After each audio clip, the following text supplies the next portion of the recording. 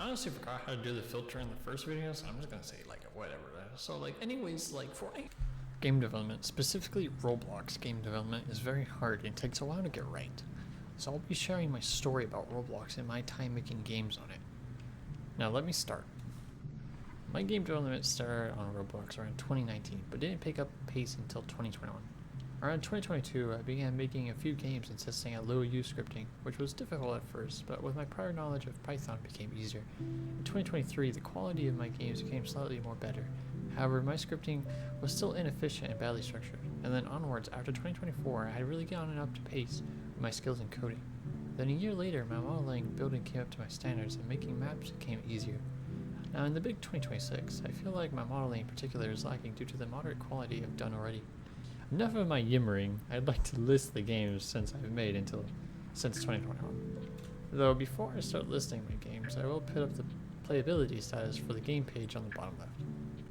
Some games I've made include the old version of Sector C9B, which was a SCP-like facility manager game where you manage prisoners and operate a facility and its systems, with a bit of micromanagement. However, I forgot about it after I had the save file corrupted, sadly. There's also Hyperrun, a speedrun game where you navigate complex levels and try to outlive a wall of fire whilst racing your friends. Mostly inspired by Flood Escape, but I gave up on it as I didn't want to make the various large-scale maps.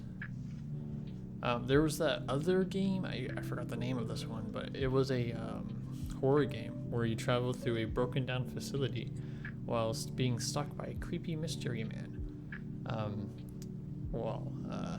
But it fell off due to inactive development from another member.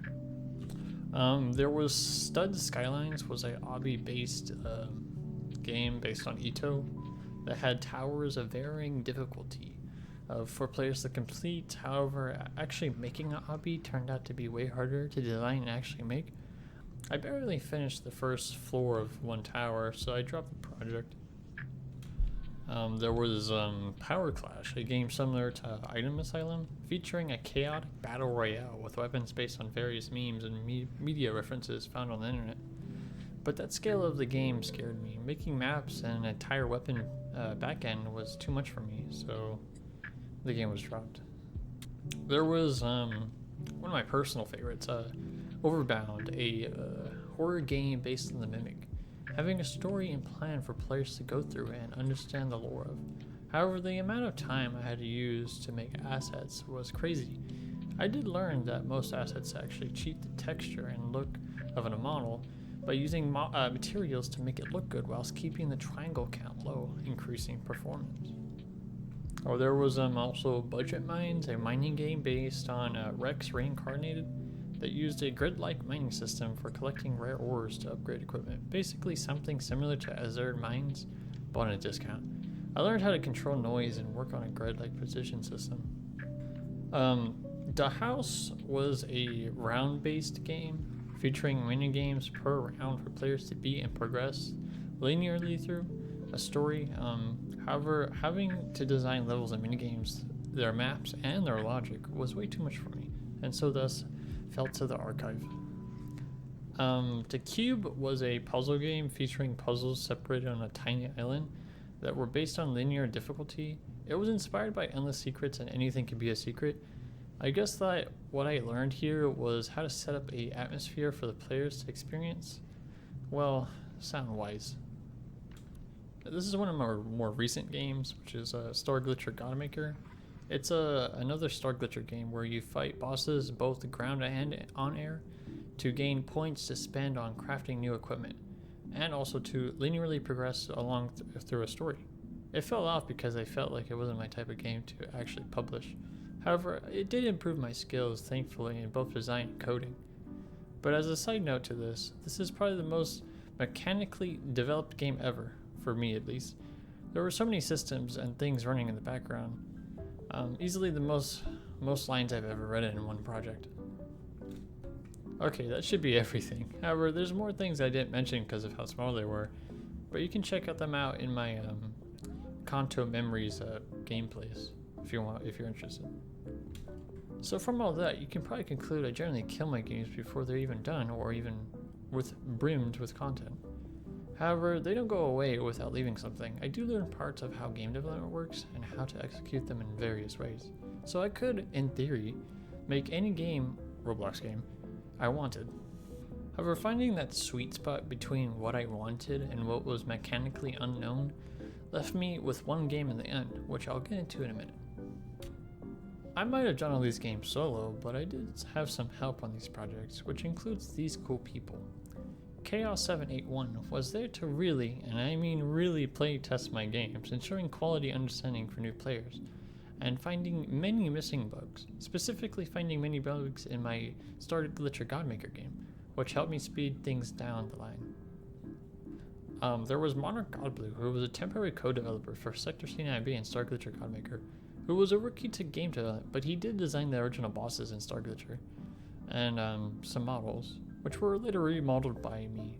So he did the physical outline, you could say. There was Winter, who was a creative person coming up with cool ideas and horror stories. He didn't have much experience on game development, but I had developed one for him. The game was called The Burden, but it didn't go anywhere since it was a one-sided development. However, he did contribute to Godmaker by giving me story ideas, which became a thing. Lastly, there was Panda, who was a person who playtested my game, similar to Chaos, but he had given me advice to best not deafen and blind the users. He had always given a unique approach to something I had in my games, which was quite interesting. So you could say he fixed any confusion I made to the players. The last game I will make on Roblox will probably be the new redesign of Sector C9B, which has my most up-to-standard coding and building. It will definitely take some time to make this project and get a play loop running. However, what makes me refrain from abandoning it would be its tie to another creative fiction project I have, Xanil. I only will mention this briefly, but Xanil had a few iterations to its creation, and Sector C9B was a major one. In fact, it was the second one. It was also tied to being an in-story government-controlled site running experience on new energy production methods, just like the game. It was the house to an intergalactic rogue super being hunting down an all-seeing god that had corrupted and cursed him. However, that doesn't really matter to the game's development. Sector C9B will definitely be my biggest game if I do finish it. It's basically a game where there's this energy core called the JED, aka the Gyro Energy Dispersion Device, which a team of people must operate under strict conditions, otherwise it'll explode in the atmosphere, resulting in a failed shift. Of course, there's more to this, like handling cargo from the docking bay to parts of the facility with supplies to help maintain mission-critical systems. There's interacting with Pom-Pom, yes, that's its name, a AI intelligence supercomputer from going rogue and nuking the facility. However, if you prefer action than being a mechanical and systems expert, there's the action. You can pick from one or two teams to represent the tension between the two countries trying to fight for each other over control of the facility. The good guys, the sector defense, patrol the area to fight any threats against the facility's advancements. And there's the bad guys, the ephemeral, which are undercover Russian agents serving to destroy the facility and take the information for themselves. I do hope the best for this game, and I will do my best to develop it. Speaking of development, how do I make games? Well, I'm not spending too much time on detailing my workflow process, so I'll summarize. I first designed the game in a blank Rojo project in my IDE via Markdown files, then set up Git to version all feature changes and initialize my project onto a local Git server. I use Rojo to communicate code-based changes and sync them to Roblox Studio from either VS Codium or NeoVim, depending on how I'm feeling that day. Finally, I just code up the game part by part until it's done, and then update it. Now I will talk about an upcoming Roblox alternative called Vortex. It's called Vortex. Anyways, Vortex is basically Roblox without the horrible changes Roblox makes to the platform and the annoying AI things in Studio. Vortex has a similar structure to a Roblox project file, thankfully. I hope that one day I can import Sector C9B to it. I know I'm going to have to download all the custom sounds and meshes on Roblox and then port them over to Vortex, but that can be done with Python magic. Also, there is their version of Studio, which had recently released, which I look forward to. However, since I'm on Linux, I'm going to have to wait for a Linux build unless I use Wine, an emulation tool for Windows apps, to run it. But even then, I'm unsure if it'll run. I believe that is all that I have to share regarding my game development things and bobs. If you believe I should post update logs on Sector San Ibea, I will. For our next video, I plan on covering my creative fiction project that's been active since 2021, Zenel.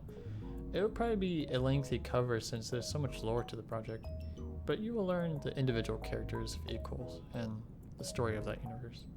So that's all. I leave you here with a good morning, a good night, and a good afternoon. See ya.